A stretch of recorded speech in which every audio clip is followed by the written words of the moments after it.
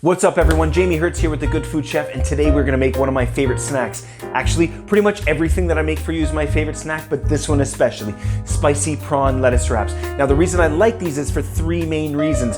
One, it's super interchangeable. You can switch and change the ingredients and you get a new experience every time.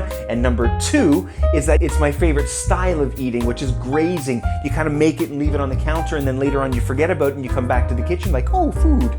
Number three, it's super healthy, and it checks all the boxes with sweet and crunchy and savory and spicy, and you name it, it's got it. I love them. I'll shut up. Lettuce wraps. Make sure you hit that subscribe button, turn on notifications because I make weekly videos just for you, and of course share and like the video. I'm Jamie Hertz, lettuce wraps. Let's get this.